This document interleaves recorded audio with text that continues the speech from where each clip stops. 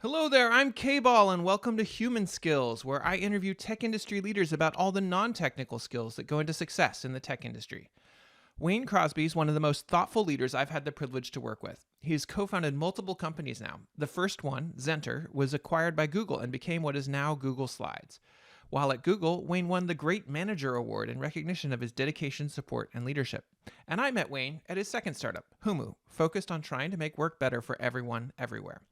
All that is to say, Wayne has spent a ton of time thinking about how to make companies of various sizes work. And during our interview, I took advantage of that and asked him a ton of questions about culture, environment, and what you can do as either an individual or a leader to make a great work environment. Please enjoy this interview with Wayne Crosby. Wayne, welcome to the show. Thanks, Kevin. It's awesome to be here. Yeah, I'm excited to dig in with you. I thought maybe we would start a little bit on careers and career design, because you're someone who has worked at a very large company, and you've also someone who has gone the entire startup journey from founding to acquisition and kind of going all of that. So maybe let's start with, how do you think about career design and figuring out what it is you want to do? That's a great question. I think it depends a lot on, if you're at a big company, there's going to be certain things that you want to do in order to advance your career. If you're at a small company, there are going to be different things, right? And some of the advice that I was given when I started my second startup, which I think is spot on, is whatever you did at the big company in order to be successful is likely going to kill your startup. And so I think that there's something to that. And I think it goes the other way too. If you're at a startup and you're finding success there, and you transfer to a big company and you do those same things. I was actually just speaking to a founder that was acquired into a big company, and they're finding that, like, they're trying to do the same fast moving, iterative, move fast and break things type of attitude in a big company, and that's causing all kinds of friction and problems. And so, from a career design perspective, you really have to be aware of the context that you're in, and then plan accordingly. Think about the goals that you're trying to achieve, and then figure out, what are the things that you actually want to do in order to achieve those things.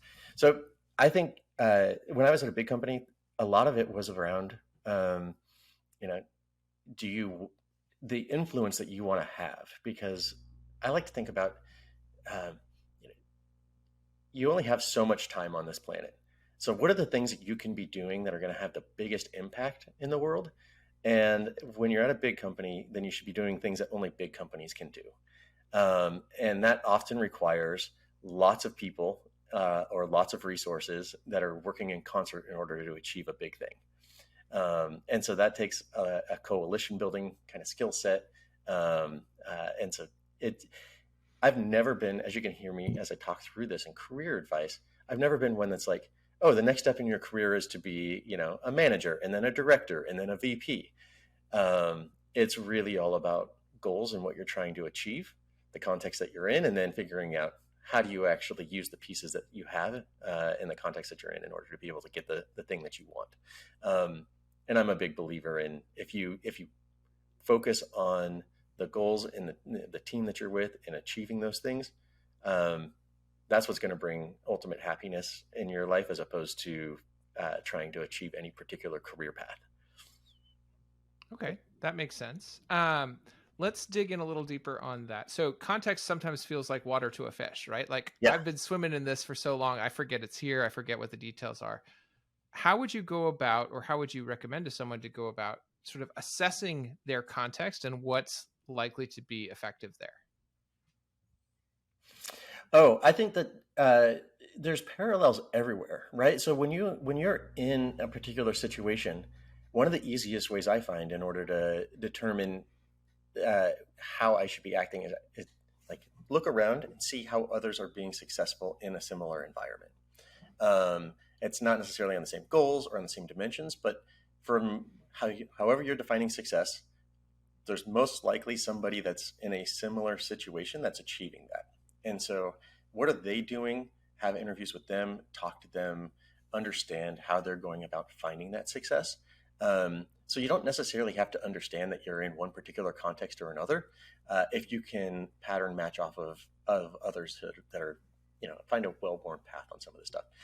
Now, you're going to get to a point at some point in your career where you realize you can't just follow the person and you got to actually lead, and that takes a little bit more challenge. But I think for the vast majority of cases, um, you can find examples of people being successful in that are in proximity to you, and pattern match off of that. That makes sense. Are there any traps or anti-patterns you've seen for this? Oh yeah, yeah, absolutely. So you can end up in a world where you're like, I just did the exact same thing as this other person, and it didn't have the same result. Yes, of course. Like the world shifts, the world moves, um, and people are all different, which makes us interesting. So you do have to be careful of that. Uh, I think I don't have any good specific examples on this one, but I do come across it on a regular basis where people will say, I did the same thing and I got different results. Am I crazy? Right? And you know, I think we're all a little bit crazy in some ways, but the reality is that uh, sometimes it is just persistence and effort and work in order to achieve the success that you're looking for.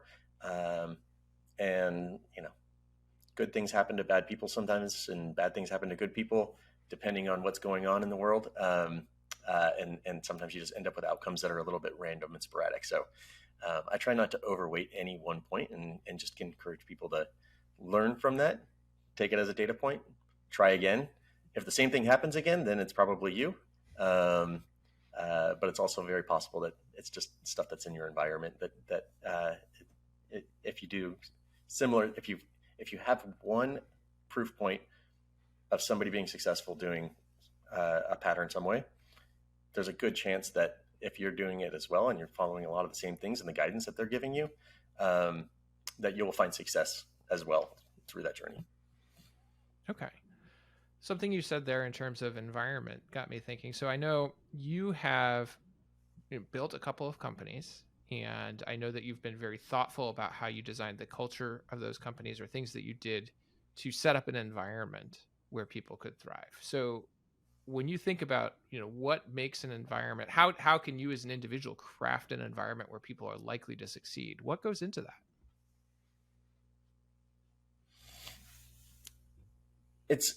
It's a good question, and and it's a tough one. I can tell you like different attributes that make up a good environment, um, but it's a whole bunch of small steps that end up creating that environment, as opposed to one silver bullet to be like, if you just do X, Y, and Z, you will have a good environment.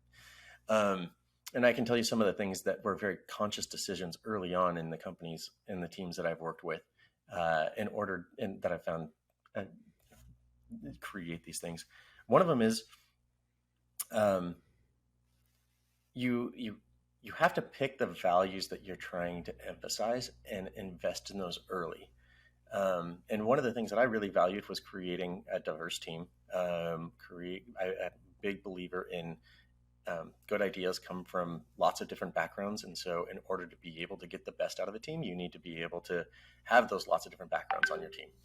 Um, and, and so if you're not careful when you're thinking about some of this stuff, you can end up building a team, get 5 or 10 people into a team and they all look the same and they don't have that diversity of background or experience.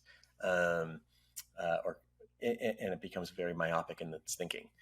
And then let's say you're 10 people in and they're all dudes, right? And they're all working on this project. And you're like, oh no, I've just created this team that's totally not diverse in any way with respect to gender. Finding that first woman who wants to join the team when there's already 10 people on it that don't look like them, or come from a similar background, it becomes exceptionally difficult. And so you have to seed right from the beginning the type of backgrounds that you're in, the types of diversity that you're looking for on a team, and then it propagates more naturally over time.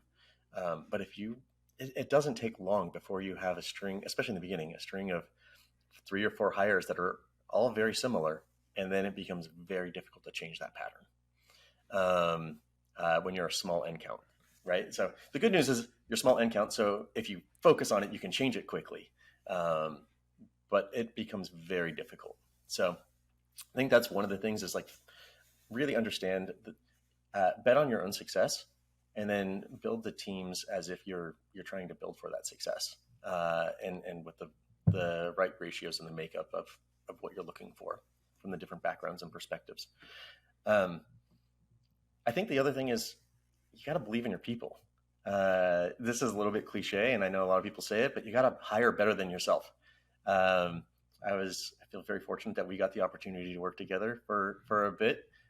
In many respects, I think that you're way better than I am, and it was an honor to be able to work with you, Well, and I learned a thank whole you. bunch from you. It was an So, honor both directions. But so I think it's you got to you got to find where your weaknesses are, and you got to hire better than yourself, and then you got to empower those people, and you got to really listen to them because otherwise you've just wasted an amazing hire. So um, that sense of autonomy and empowerment, I think, also fuels a culture of people feeling like they can really own their own destiny. Um, and so that's something I valued and I invested in early as well. Um, I'm not sure if there are other things. I'm not a big believer in you put your values on the wall, because those are just words.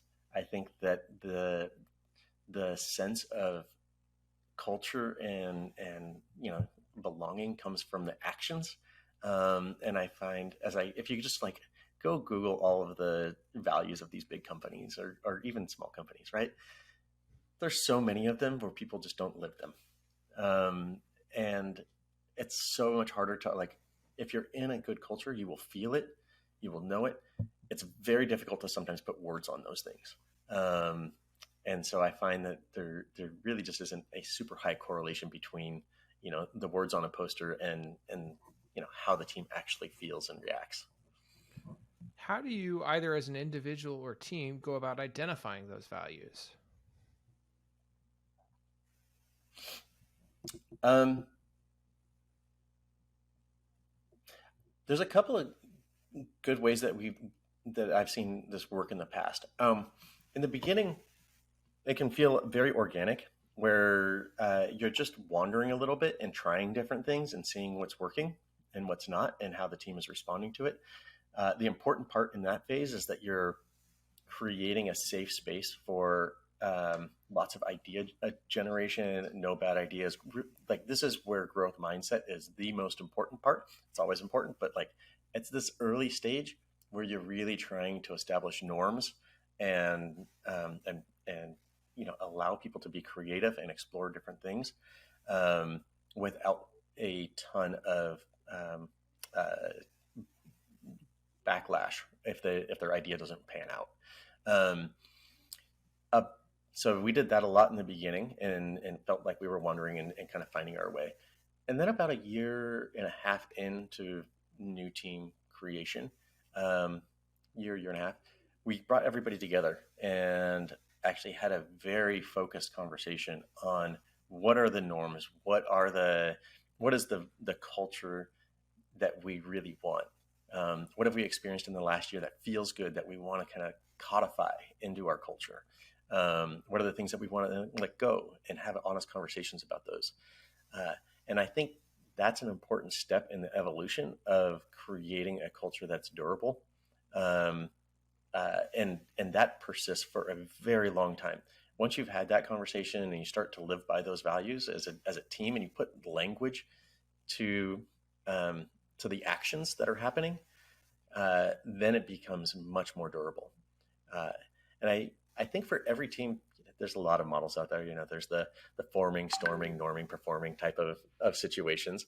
Um, uh, but I think like no matter what type of model you're looking at, there is a lot of they all have this kind of normal process of there's an exploratory phase, and then there's a you got to lock it in, and then there's a how do we continue to iterate on this even as we move forward, right? Um, and so I don't subscribe to any one particular format, but they all do seem to have this pattern. Yeah, that makes sense. Talking a little bit about that sort of life cycle you talked about. So here you're talking about, okay, doing this very early, very informal, and then you come together and talk about it and sort of how that goes. Um, I have noticed that different people seem to thrive at different company sizes. What have you seen as the attributes that will allow someone to thrive, at that very early stage, at the, I don't know, mid-level, mid-sized startup, or in the mega company? Yeah, that's that's a fun question because I've seen people make the change from those different companies to other companies and find varying levels of success. I think that the that startup phase is really just like the wild west. It's like that's cliche too, but like it is crazy. You really don't. You're trying to find market fit. You're trying to explore, and the optimizers of the world that want to be in an optimizing mindset. It's the absolute wrong phase. And while the skill is exceptionally valuable when deployed the right way, trying to have an optimizer in the early phases of startup creation is just disastrous. And I've seen it many, many times. You have to, that's a phase where you have to be comfortable, like throwing away your ideas, restarting, rebuilding. And so it's what I found is uh, for people who want to do a startup, you really need to get into the mindset of a little bit more short-term mindset of I'm going to iterate. I'm going to like drive forward on talking to my users. I'm going to engage with them. Um, uh, I'm not going to let myself get too locked into any one particular solution because I know that it's likely going to change. And if I spend time optimizing one solution, then I'm losing out on opportunities to learn that if I'm optimizing the right thing. And I've fallen into this trap. I think it's a really easy trap to fall into. So I think that's one thing that I would encourage people who want to do a startup. Keep your mind open, keep your options open for as long as possible. You don't need. You're going to find that what you thought was the right solution in the beginning is almost always the wrong solution as you talk to your customers and reality hits it. Um, so if you stay with it, you'll find your way to navigate through it. But the thing that you originally start with is almost always wrong. So that's a tough pill to swallow as somebody who's trying to get something started too, because you have to have enough conviction to try and start something too. And once you have that conviction, to be told it's wrong is just tough. So I think that's the mindset is a big difference between the startup and the larger organizations. What I've found in mid-sized companies, as the company progresses, the people who do really well are the people who are able to recognize patterns and start to put in processes. Um, so if you're in the beginning and you're just kind of exploring, and people are hacking and throwing away and creating and throwing away, at some point in time, some patterns start to emerge. And the people that really thrive in that mid stage journey are the people who can recognize those patterns and then start to establish some norms around how you should move through the different stages for that particular organization or team. Um, uh, and this isn't like heavy process because I've seen Scrum masters come in and say like, oh, everybody should do it this way, and this is the right way to do it, and that inevitably is also wrong because of context again. Um, but so I think the lightweight process, people who can recognize those patterns, establish those things, and then be able to explain why the process is the right thing for that context. That's the big difference, because then you get people's buy-in, and then it starts to become a norm, and people start to do it, and they see the value in it. And then as you kind of move up the larger organizations, like the big organizations, a lot of that ends up being how do you build coalitions? How do you start building alliances with people around initiatives so that you can all be working towards the same goal. And the skill sets that are required are just making sure that the right hand is constantly talking to the left hand in those big organizations. So if that's where you enjoy is like trying to build those relationships and the partnerships, I find large organizations are a pretty good fit for that type of personality.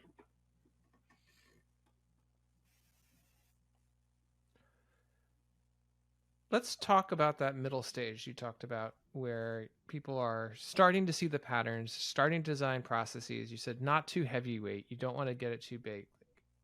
Do you have tactics for how you approach identifying those patterns and figuring out the right process to put in place? Yeah, I think there's some really good industry norms, at least on the engineering side for this. A lot of it comes down to doing premortems and postmortems, right? So when we talk about premortems, it's you're taking on a new initiative and you spend time talking about all the ways that it could go wrong. You identify those and then you put some level of risk mitigation in place in order to protect yourself against those things. And then at the end of the project, you reflect what went well, what didn't. And this all has to be from a place of curiosity and learning as opposed to any type of blame. And I think this is one of the important parts of a culture, if you're going to do this right, is that you establish this very early on as this is not, Kevin, you did this wrong. You could have done it so much better. It's as a team, these are the things that I observed, and we can all be. These are it's more of a system failure as opposed to an individual failure if the right things aren't happening. And so if you can establish that early on and you put in these premortems and postmortems and you're regularly reviewing them, you're going to see the patterns pretty naturally fall out. And from that, the person who's successful is the one who can take those and then start putting guardrails around the projects and the activities that the team is doing that feel natural. At the end of the day, everybody wants to feel success. And so if the process is leading to more people feeling successful, then the process will stick. If the process is feeling like it's getting in the way of me being successful, then the system is going to reject it and nobody's going to follow it. And that's the fine line that the person who's successful in this role can pull off. I want to go a little bit on one of these things that you said here, because one of the things that worked really well at Humu, where we worked together, was the incident review process and postmortems and kind of going through it. And I thought in some ways I internalized that, oh yeah, this is how things run. I had done a similar process at previous companies. And then I've had a lot of conversations recently where I realized that many companies do not do good incident reviews or postmortems. Blameless culture is hard. All of these different things that go into it. So do you have a recipe or a way that you think about how do you set up that postmortem to be really effective? I think there's a couple things that that I've seen work well across not only Humu but other companies that have done this. The first is that you have to have somebody on the leadership team, the engineering leadership team, who exudes these principles of no blame. And once people start to see that they're not going to get in trouble for an incident and that you're actually going to learn from it as a team and the team is actually going to be better, you create this flywheel. But it really has to come. This is one of those things that has to come from the top. It's not something that can be a bottom-up type of initiative. If you have a leader at the top who's going to play the blame game, the entire team is going to feel unsafe, and they're not going to engage in these processes in a healthy way. They will also play the blame game, and so this is you have to lead by example on this one, and really hold to it.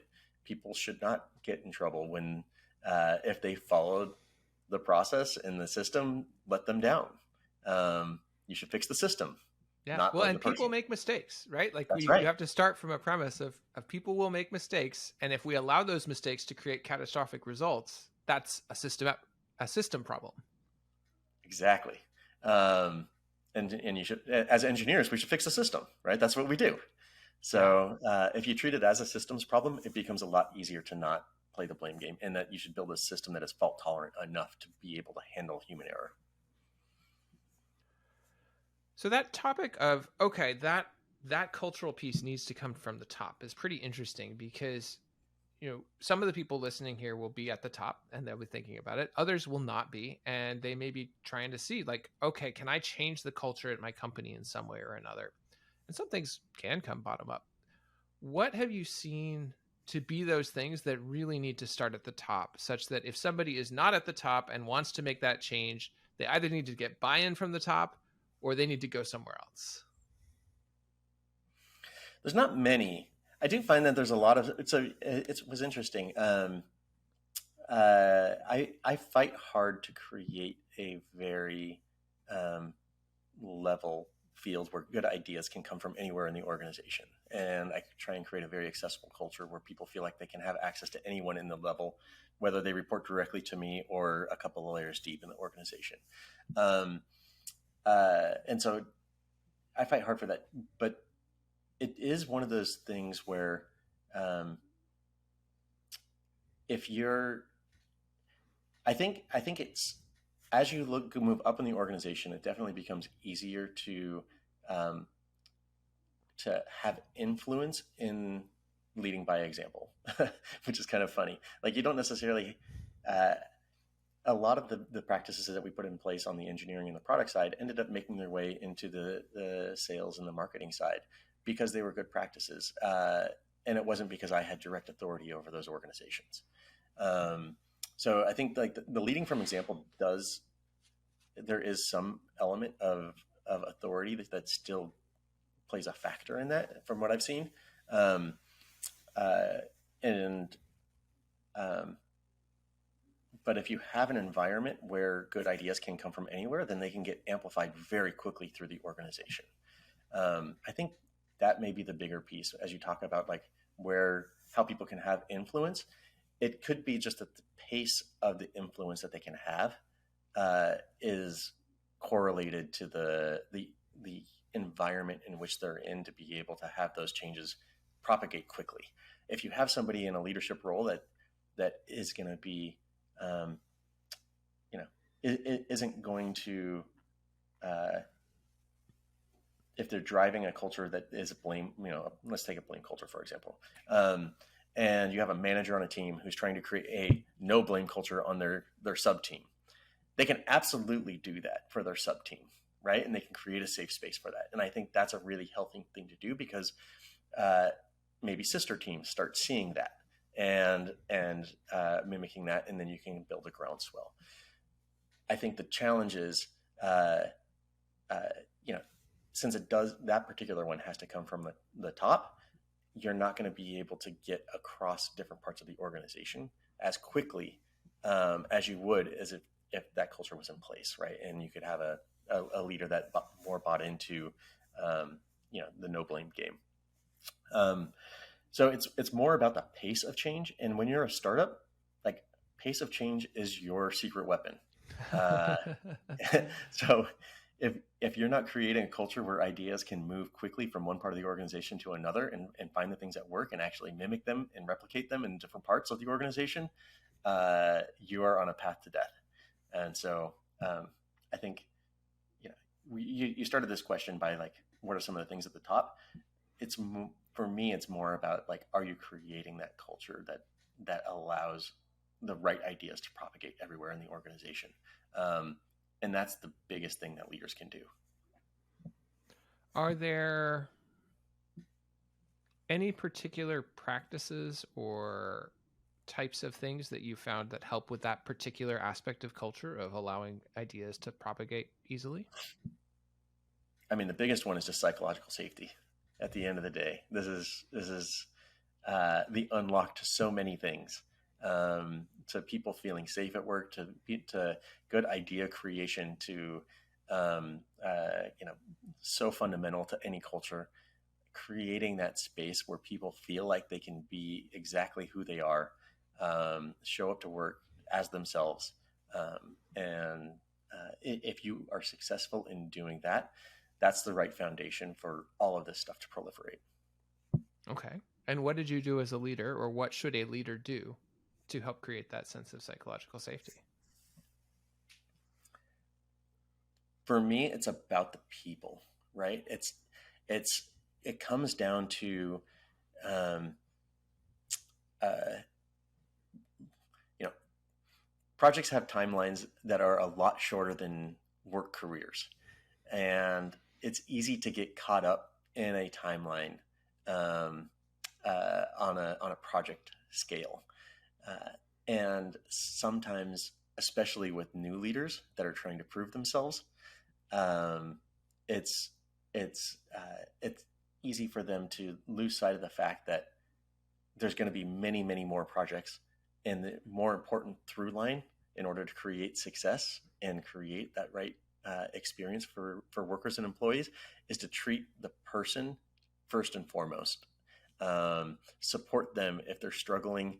We there have been I've been a part of teams where the deadline for something was, the thing that defined success for everybody, um, only to reach that deadline and not have the product be as successful as people expected because things were rushed, or people were uh, they weren't fully in it because they were wrestling with personal challenges at home, and so the output wasn't as good as expected. Um, so there's all of these things that happen, and if you come back to focusing on the individual and the relationship with that individual, and making sure that they're in the right mindset to be able to do their best work, um, the right things will happen. And I find that you actually have a lot higher chance of hitting project goal deadlines, um, over a longer time period if you're able to focus on the person and make sure that they're in a good spot, before you start working and delivering on any particular project. Um, and then it's so like that's focus on the person. Don't play the blame game, right? Because as soon as you start playing the blame game, everybody starts shutting down and not wanting to contribute anything, because then it's going to be their fault. Recognizing the being as a leader, being able um, to identify who has good ideas and be able to support them, no matter where they're coming from in the organization. That's another huge one in order to create that right balance of people feeling like they can contribute and that they're valued and that for who they are. Um, because I've also the failed state on that one is that you see organizations where people feel like they have to do X, Y, and Z in order to be able to get the promotion, in order to be able to. There's a checklist, right, that people are going through. They're not being authentic to themselves. They're just following a checklist in order to you know get the reward at the other end. And while that may be true for some jobs, the vast majority of knowledge jobs, you need to, if you're authentic to yourself and who you are and you're passionate about it, that's going to lead to a faster outcome in terms of your own success than following any particular checklist, in my opinion. That's also going to lead to a lot more happiness for yourself. Just at the end of the day, I think too many people define success as by a title, and it's just not healthy for most people to they need to. What I've found is that the happiest people tend to be the people who are working on interesting problems with interesting people, regardless of title, and they're all contributing, and they're all trying to build something that they couldn't build by themselves, right? That's the fundamentally human part of work that when you're in it, you feel great, regardless of whatever your title is. And I think that's what more people should be striving for and looking for. And through that journey, you will also create these spaces that are safe, that you can build upon, that you can actually create amazing cultures, and work friends throughout that entire journey, that where that relationship lasts so much longer than any particular project. And that was a little bit rambly, so apologize for that, but No, no, this is my theory of work. no. I mean, I'm working on a project or podcast called Human Skills. Like, clearly, I am on board with more human work. I'm curious. So you said you should look for an environment that allows you to do these things. If you were interviewing a place, what would you ask to try to suss that out? I would ask things like, tell me about a time that you had a personal challenge. You don't need to tell me about the personal challenge, but how did your work environment support you as you were had something else that was not work related that potentially could impact your work, right? What does that look like?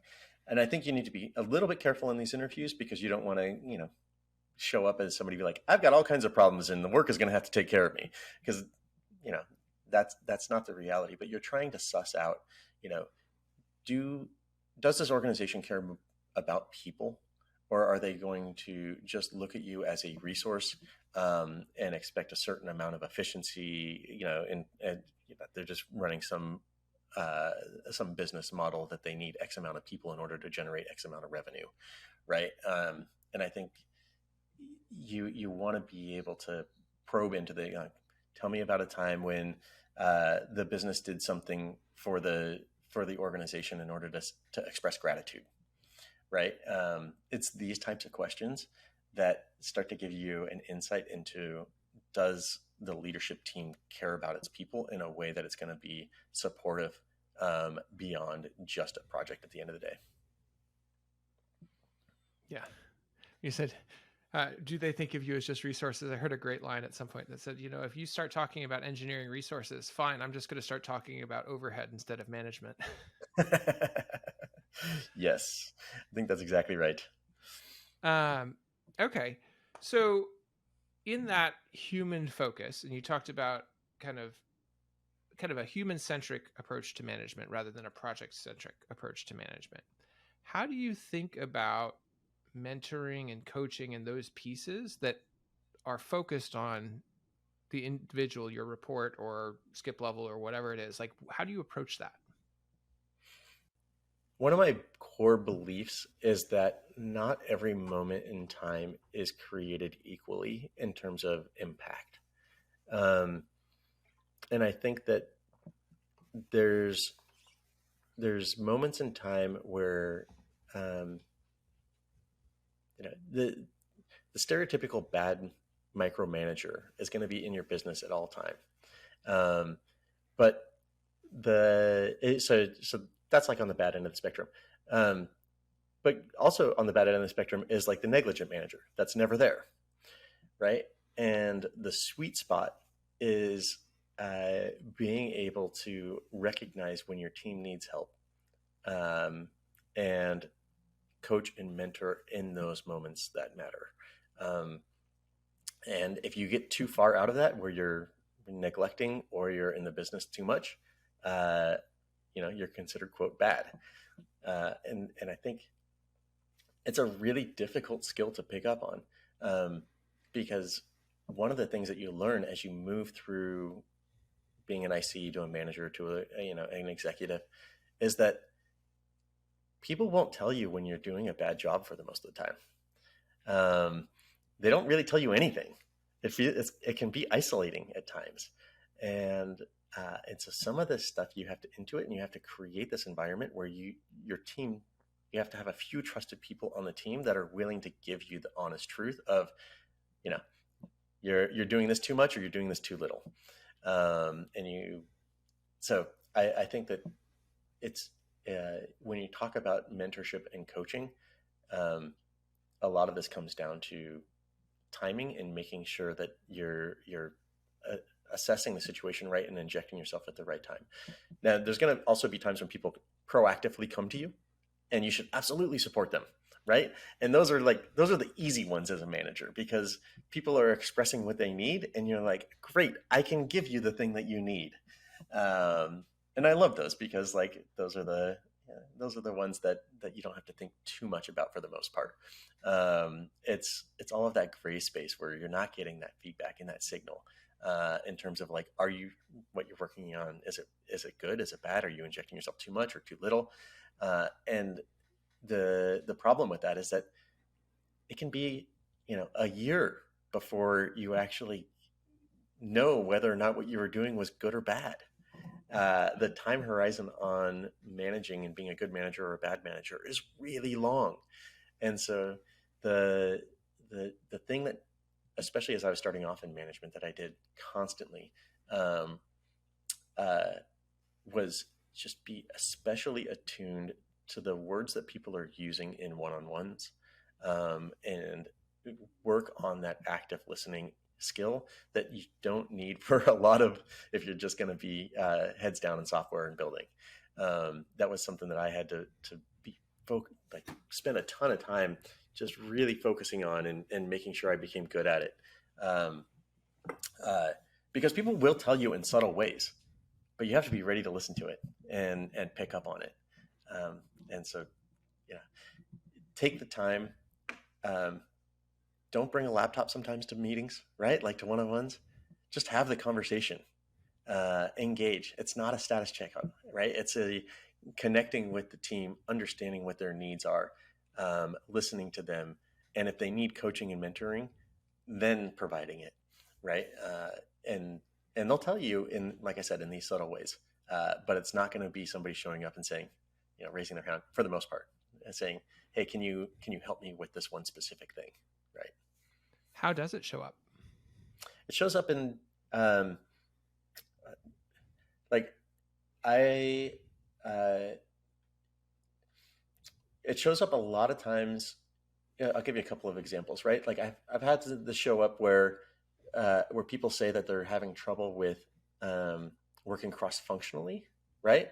And they won't say it in those words, but they'll say it in ways that, like, it's really slow to work with the, some group, the customer success team or the sales team, whatever it is, right? And they'll use language like that as opposed to, I'm having trouble working with them, right? It's a projection of somebody else's fault. I'm doing all of the right things, and somebody else is not. And the reality is that there's good people, most likely everywhere in the organization, operating with mostly good intent. And so if you end up in these states where people are, speaking negatively or poorly around interactions with other teams, that's often a time where they need coaching and helping in either on one side or the other, right? And it starts off with usually pretty soft language in terms of, things are slow, things feel sluggish, right? And you have to pick up on those and be able to, if you let those fester, they turn into, I can't work with this person. It's terrible, right? I realized we are getting close to the end of the hour. Is there anything that we haven't talked about yet that you want to make sure that we discuss?